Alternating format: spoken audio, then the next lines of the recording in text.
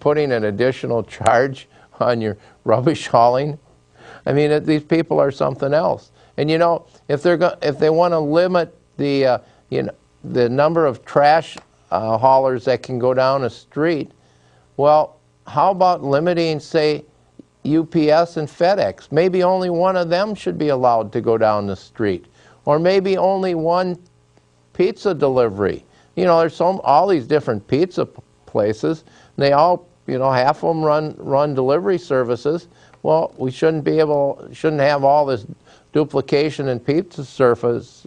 You know, part of the problem here, and we had a call come in just with a question: did anybody say the streets would last longer if we took the garbage trucks off of them?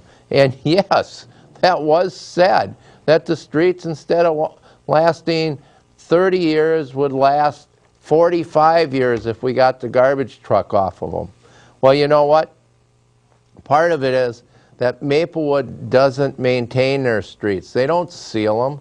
They just let them deteriorate, and then, lo and behold, we're going to come out and put a new street in for you, charge you $80,000. You have to remember, there was just last week the lawsuit that against the city for charging the residents these huge these huge costs for putting street reconstruction in. And oh, by the way, I need to mention about Rossbach Reconstruction Street that he's getting for free.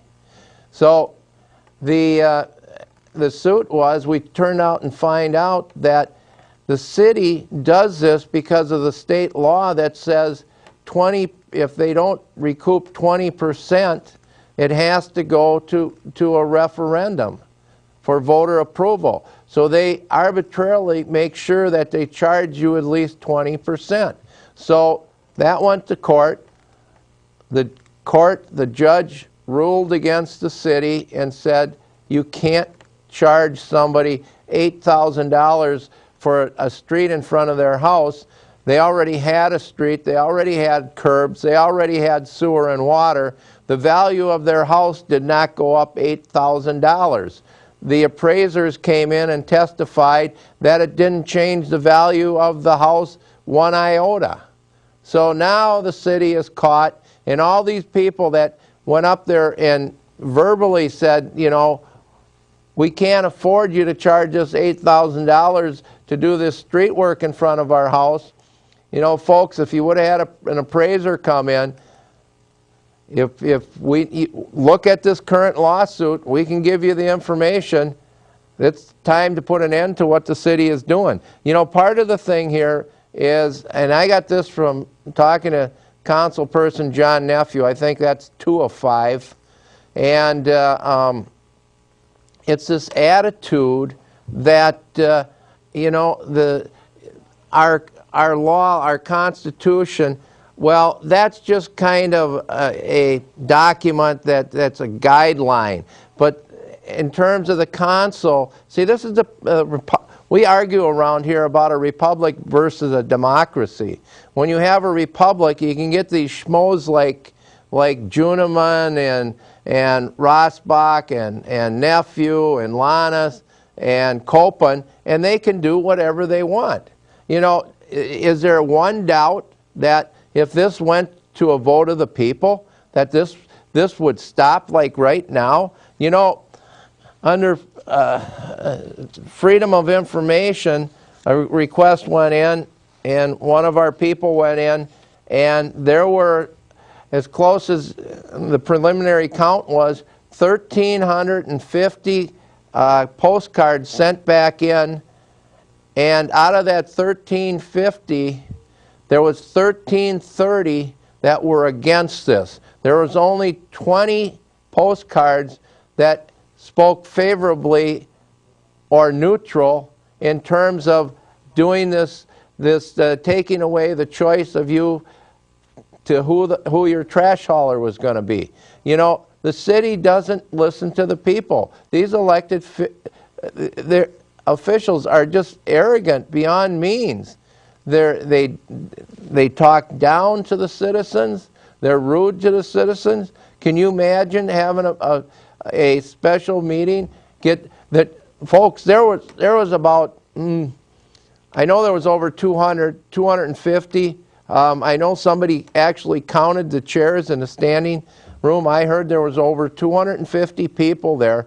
They were out in the lobby. The council chamber was standing. The lobby was standing. They went and got chairs from all over the city hall. I think they might have even been bringing some over from the community center. There were so many people there.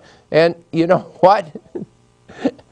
I only heard out of this 2.5 hours, just a couple people that actually said they thought it might be a good idea that they no longer had the ability to choose who their trash hauler was. That was good that the government would make this decision for them. All right, let's take and play some more of these clips that we have. You can get a sense of what the citizens of Maplewood feel about this. And it's not going to make any difference. You remember Kathy Dingy Juniman, you know, when she's concerned about recycling these plastic bottles, and you have to use these bottles for your water now that are totally recyclable and washable, and that they have to have a nipple on them now so that you make sure you don't throw them away. I mean, this outfit is beyond goofy. All right, let's play some more of this. To our tax revenues, and so I'd really like to encourage you to stop and vote against this. Thank you. We've lived on the street we live on for 45 years, and I don't know how long the street was there before us. It was just replaced 2 years ago. We have Yoakum oil trucks and fire trucks going up and down it every day, and it lasted for 45 years that I know of, and I don't know when it was put in to begin with. Hi, I'm Jack Anderson. I live at 2878 Meadowlark Lane. I've lived in Maplewood for almost 50 years. I've never changed haulers. The first one we had has changed their name several times and companies and stuff, but I've always had good service. And just to add to all the other people, I am opposed to this program. Add one more to that. In the beginning, I think you implied that the city was neutral on this cause. I've always thought you were poor listeners, and if I look up there, I see the pro list. You're in favor of all of this stuff. How come your list, you only hear what you want to hear? Look at your list, it got so long. Look at the other list, nothing. Yeah, that's the starting list. The other one's the starting list. The top of the other one is efficiency. Anytime the government tells me, the blue sheet, ma'am, the blue sheet. You aren't listening.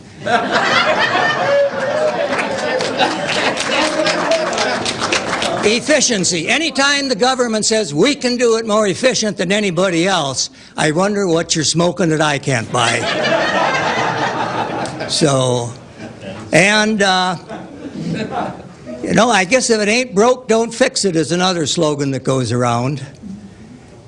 And what else have we got? I had a little sheet, but I've heard it also many times.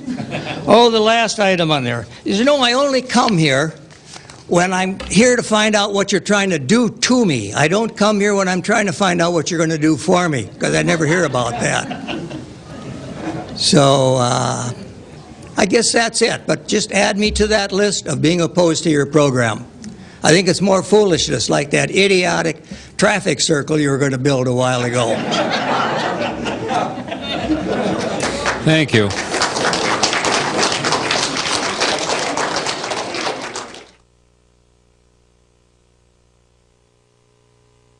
Some of the comments that were made up there, I mean, people were so against this that, excuse me, that there was some real, I want to, humorous things that got said.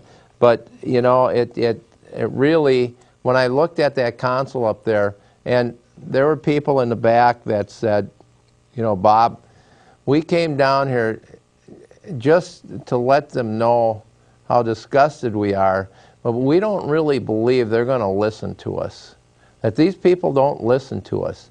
We actually believe that they'll go ahead and do what they want to do. And you know, the other issue is that part of this is driven, somebody got up there and talked about you know, these surveys that come down from the other units of government, from the Met Council or from Ramsey County, and it's one unit of government going along with another unit of government. Governments don't oppose each other. They take and they build off of each other. So you have this situation where this whole mentality is that we want this this garbage hauling, one source, so the city can absolutely dictate where the trash goes. That right now the haulers can decide which place to take the trash based on what it's going to cost.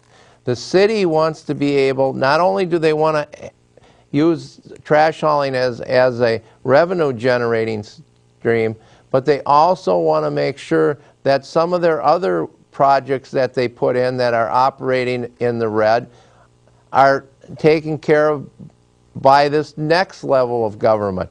And part of that is the trash incinerator, that they want to make sure that we're going to force the haulers to go down there. See, one of the things you have to look out for when one of five, Rossbach, says, well, you know, it's less expensive if you go our route, the city or the municipalities or the government subsidizes many times the process. So if they're in there subsidizing the disposal, yes, that's coming from the same people that paying for the trash hauling, but it's coming through your taxes. So you know what, folks, just let the citizen decide who they want to contract and who's doing the job for them and who they want to get rid of. So do we have some more clips that we want to show? Oh, we have a phone call. All right, caller, are you with us? Question or comment? Bob, excellent show again. Hey, you're welcome. I Thank heard, you. and I was up there. There was, I think, 250 people up there or so. I heard Rossbach's little helper, 205, his pet boy, was up there saying that 250 people, the 250 were the only people in the city who were against this organized government-managed hauling. That everybody who stayed home actually was supporting him. So he looks at it as 205 looks at it. There's just a fraction of the percentage of the population of Maplewood who are against it. Enjoy your show. You got some good clips again tonight, Bob. Oh, thank you, caller. And you know, some of this stuff is really what we call a tribute to socialism. These community centers, building community centers, they're tributes to socialism.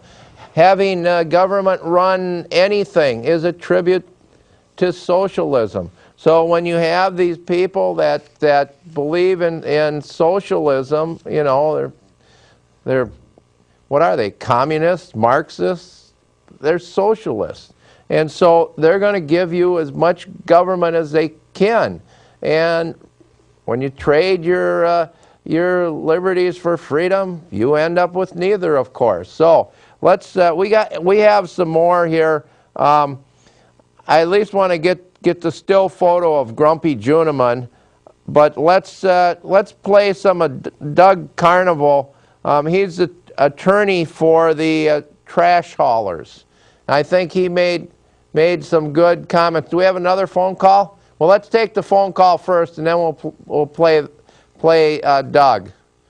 All right, caller, are you with us? Question or comment? I have some comments just to add a few things that have been mentioned.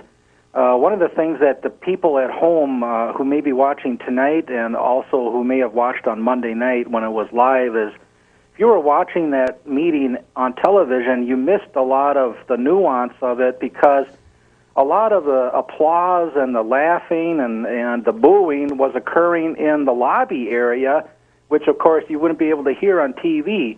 So all I can say is that people, when you're watching the replay of that meeting, and hopefully they will replay it, just multiply what you're hearing in the background about 3 or 4-fold, and that's about a little more accurate as to what was really going on there that night.